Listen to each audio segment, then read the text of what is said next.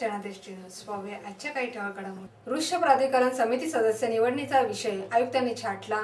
कारच्या धडकेने 4 विद्यार्थ्यांसह 8 जण जखमी। स्थायी समितीचा वाद जाणार आता उच्च न्यायालयात। उष्णतेचा झळा आता वाढणार।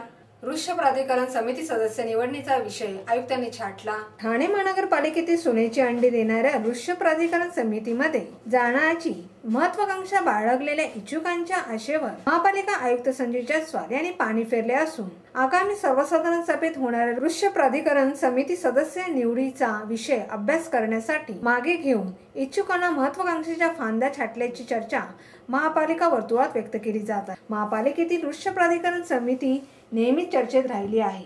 या समितीमध्ये सदस्य होण्याकरिता नगरसेवकांकडून कार्यकर्त्यापर्यंत सर्वजण धडपड करत असतात। आगामी महापालिकेच्या सर्वसाधारण सभेत 13 नगरसेवक आणि 13 वृक्ष तज्ञांनी निवड केली जाणार होती। त्याकरिता अर्ज देखील मागविण्यात आले होते। 20 तारखेला या महासभेत वृक्ष प्राधिकरण समितीवर निवड होणार या आशेने अनेकांनी देव पाण्यात बुडवले होते, परंतु अचानक महापालिका आयुक्त संजय जयस्वाल यांनी वृक्ष प्राधिकरण समिती सदस्यांच्या निवडीला मागे घेतल्याचे समजते। राज्य शासनाने वृक्ष प्राधिकरणाच्या नियमात बदल केले आहेत। त्यानुसार महापालिका हद्दीतील 25 झाडे तोडण्याचे अधिकार आयुक्तांना दिले आहेत। तसेच पुणे महानगरपालिकेतील वृक्ष प्राधिकरण समितीच्या निवडीला एका जागरूक नागरिकाने आव्हान दिले होते। त्याबाबत न्यायालयाने काही गार्डन लाईन आखून दिल्या आहेत। त्यानुसार वृक्ष प्राधिकरण समितीच्या सदस्य संख्या कमी करणे, वृक्ष तज्ञ घेताना त्यांची शैक्षणिक अर्हता, अनुभव, कशा प्रकारे सदस्यांची निवड करावी याबाबत मार्गदर्शन तत्त्वे आखून दिली आहेत। या सर्वांचा अभ्यास करण्यासाठी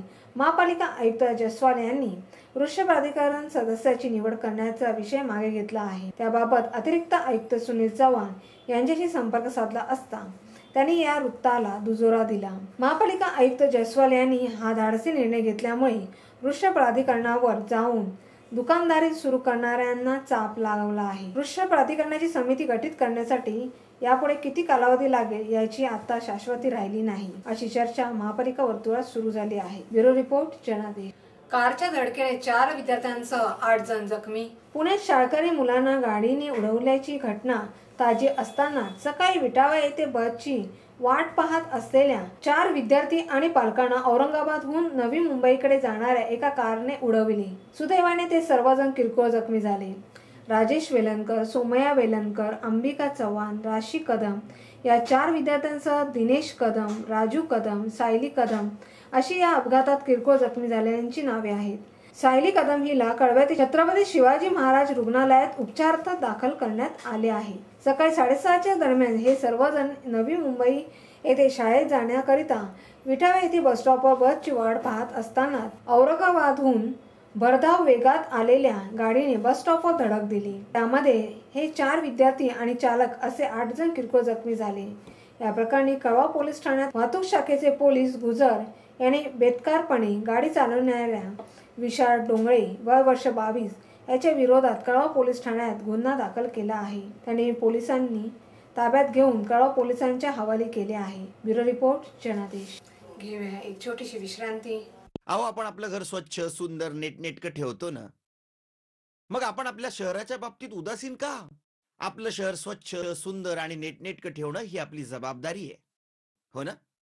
मग उचला फोन आणि विना परवाना होर्डिंग्स, बॅनर्स कुठे दिसले तर 1800 222 108 या टोल फ्री क्रमांकावर कळवा किंवा 750 69 46 155 या भ्रमणध्वनीद्वारे आपली तक्रार नोंदवा किंवा महापालिकेने तयार केलेल्या स्टार ग्रेड ॲप्लिकेशनद्वारे आपली तक्रार नोंदवा। त्याची दखल त्वरित घेतली जाईल। लक्षात घ्या, आपला छोटासा सहभाग आपलं शहर स्वच्छ, सुंदर आणि नेटनेटकं बनवू शकतो।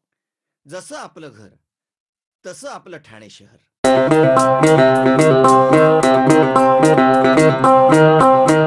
Zip your wallets, don't worry, money will travel swift and fast, cause TJSB का नया है ये magic Transapp app, Transapp zap, Transapp app। एक ही virtual ID से transaction है secure and safe, just tap the tab of Transapp app and make your life all sorted। पैसा आया का खेल सिंपल इजी फास्ट है ये ट्रांजैप just like a finger snap ट्रांजैप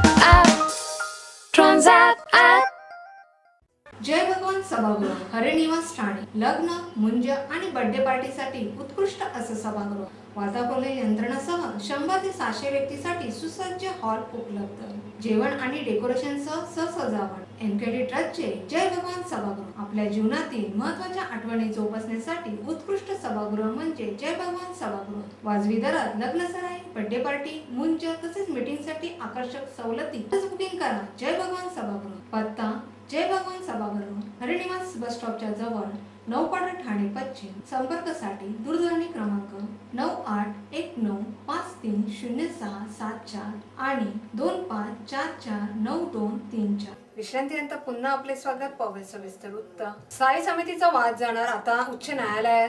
Thane महानगरपालिकेतील तोंडलिक संख्याबळ स्थगिती देण्याची शिवसेनेची मागणी ठाण्याच्या न्यायालयाने फेटाळून लावली असून उच्च न्यायालयात दाद मागण्याचा सल्ला दिला. त्यामुळे हा वाद पुन्हा उच्च न्यायालयात जाण्याची शक्यता व्यक्त केली आहे. काँग्रेस नगरसेवकांच्या नोंदणीबाबत कोकण विभागीय आयुक्तांनी दिलेल्या निर्णयाला शिवसेनेचे गटनेते दिलीप बारटक्के यांनी जिल्हा न्यायालयात आव्हान दिले होते. न्यायमूर्ती साखरे यांच्या न्यायालयात मागील 2 दिवस युक्तिवाद सुरू होता. त्यावर निर्णय देताना न्यायमूर्ती साखरे यांनी आयुक्तांच्या निर्णयाला स्थगिती मागण्याकरिता मुंबई उच्च न्यायालयात जाण्याचा सल्ला दिला. तसेच स्थगिती देण्यास नकार दिला. परंतु त्याचबरोबर कलम 31A चा जर गैरवापर होत असेल तर महासभेत निर्णय घ्यावा असे देखील आदेशात म्हटले आहे. त्यामुळे शिवसेना काँग्रेसच्या सदस्यांनी निवड करण्याची शक्यता व्यक्त केली जात आहे. नुकत्याच झालेल्या पालिकेच्या निवडणुकीत शिवसेनेला स्पष्ट बहुमत मिळाले. मात्र स्थायी समितीत बहुमत मिळवण्यासाठी आवश्यक असलेले संख्याबळ शिवसेनेकडे नाही. त्यामुळे काँग्रेसच्या 3 नगरसेवकांना सेनेच्या गटात सामील करण्याचे प्रयत्न सेनेने केले होते. काँग्रेसचे गटनेते यासिन कुरेशी यांनी तसे पाठिंब्याचे पत्रही कोकण विभागीय आयुक्तांना दिले. मात्र विक्रांत चव्हाण आणि दीपाली भगत या काँग्रेसच्या 2 नगरसेवकांनी राष्ट्रवादीशी जवळीक साधली.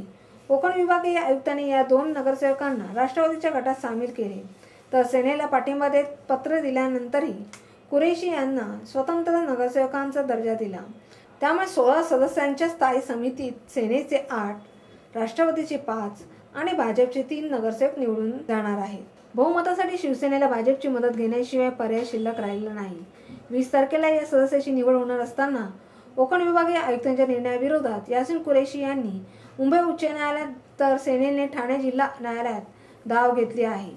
कोकण विभागीय आयुक्तांचा निर्णय बेकायदा असून काँग्रेसने विभाजक करण्याचा अधिकार त्यांना नाही. तसेच कुरेशी यांना स्वतंत्र ठेवण्याचा निर्णयही अनाकालीन असल्याचे सेनेचे म्हणणे आहे.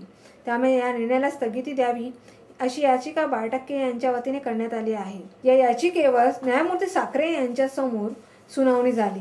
दोन्ही पक्षांनी आपापली बाजू मांडली. या प्रकरणी निर्णय देण्याचा अधिकार न्यायालयाला नसल्याचा दावा राष्ट्रवादीच्या वकिलाच्या वतीने केला जात आहे. तो ग्राह्य धरून शिवसेनेला न्यायालयाने उच्च न्यायालयात जाण्याचे आदेश दिले. ब्युरो रिपोर्ट जनादेश. उष्णतेचा झळा आता वाढणार. येत्या काही दिवसात उन्हाची तीव्रता अधिक वाढण्याची शक्यता हवामान खात्याने व्यक्त केली असून उष्माघातापासून नागरिकांच्या बचावासाठी शासकीय स्तरावर उपाययोजना करण्यासंदर्भातील आदेश सर्व जिल्हाधिकारी, विभागीय आयुक्त आणि महापालिका आयुक्तांना देण्यात आले आहेत. उपाययोजना करण्यासंदर्भातील आदेश सर्व जिल्हाधिकारी, विभागीय आयुक्त आणि महापालिका आयुक्तांना देण्यात आले आहेत. उष्माघातापासून नागरिकांचा बचाव करण्यासाठी जिल्हाधिकाऱ्यालयाच्या आपत्ती व्यवस्थापन कक्षाने महत्त्वाच्या सूचना केल्या आहेत. तसेच काळजी घेण्याचे आवाहनही केले आहे. ब्युरो रिपोर्ट जनादेश. आपल्या समस्या, सूचना व अभिप्राय आमच्यापर्यंत पोहोचवण्यासाठी आमचा पत्ता